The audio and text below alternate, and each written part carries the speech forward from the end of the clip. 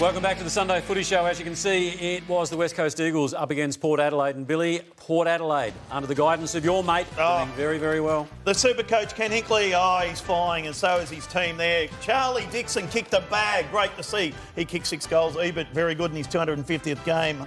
Hartlett was good. Boak again. And good to see Josh Kennedy back in some form with 4 goals. Gaff was okay, but they completely dominated this game from the start. And the big question was, before the game, are Port Adelaide the real deal this year?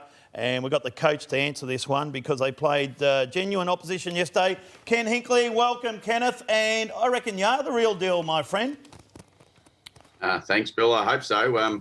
We've done what we can do thus far. We've won our 4 games and we've won them pretty convincingly. So, we're giving ourselves a chance to compete the way we'd like to week in, week out, and that's what we're asking the players to do all the time. It was great to see yesterday two big key forwards dominating. Big Charlie was outstanding because they're the blokes that win you the games, not the midfielders or little half-back flankers like yourself. I'm not sure about that, Bill. I think the half-back flankers are pretty important the way they go about it, getting the ball out of them forwards. But, yeah, look, yesterday was really good, obviously, for Big Charlie to have the game he did. But I think it goes, with Todd emerging and, Westy's having a role down there as well. We've got 3 or 4 boys that are pretty tall.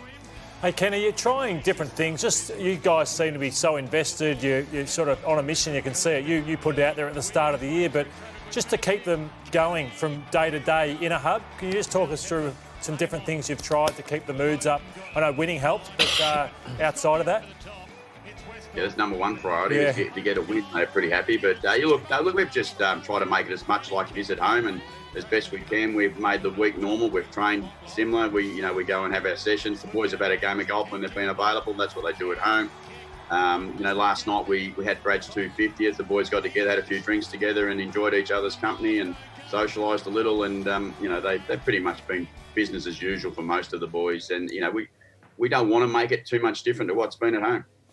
We'll speak a lot about Charlie Dixon, clearly, Kenny, because I think you put it on the agenda that it's the best game he's played for the club for some time. But the development of Todd Marshall, I know how invested you've been in his career and the challenges that he has faced in his personal life, but you'd be thrilled to see the way that he's playing. I think he was the number 1 ranked forward coming to this game in the competition. Yeah, he's exciting, Kane.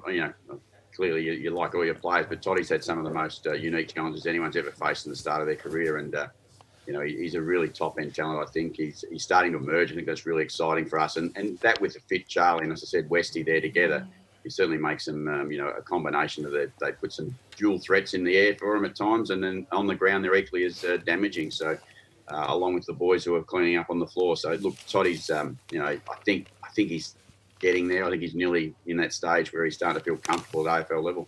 I think you said yesterday, Ken, it's probably in the best 2 games Charlie's ever played for the club. So let's take a look at the leaderboard of Charlie Dixon and where he sits in the Coleman medal. He's leading a lot of those smalls and Levi Casbolt by 1 goal.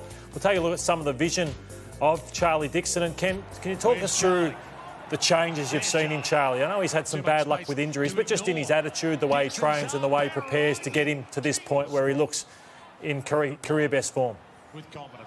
Yeah, Lloyd, he's always been pretty good at preparing himself. He's always got himself up and about. But I think the key for him this year, he's had uninterrupted, basically, pre-season all the way through. There's a bit made of he went overseas with Trav. He got into his pre-season really early. He's in terrific shape. He's in good mental health space as well. I think that's really important. He had some challenges through last year on Charlie's own admissions.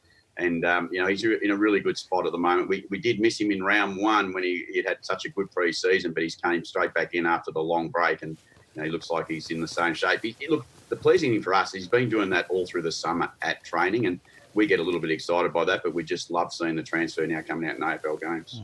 Ken, it's easy to talk about pressure pre-game, but obviously the players then have to go out and do that. And you've got a very talented side, but quarter 1 yesterday, 221 pressure rating, set the game up 4 goals to 1 at quarter time. You must have been absolutely thrilled that your players took part in that.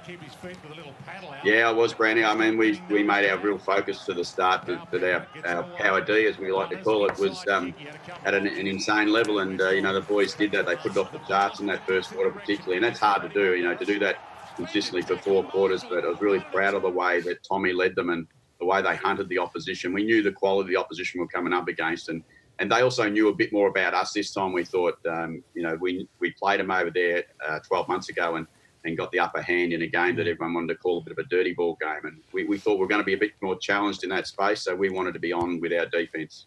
Kane, your thoughts on that? Yeah. No, well, they were.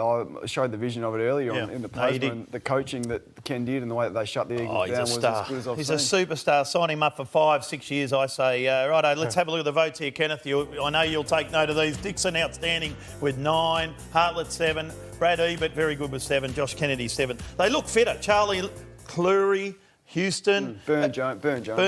Even Rockcliffe looks fit. Okay, terrific. Ken, thanks very much for your time, and good luck for the rest of the season. Good luck for the rest of your time in the hub, I guess. Quarantine, call it what you will.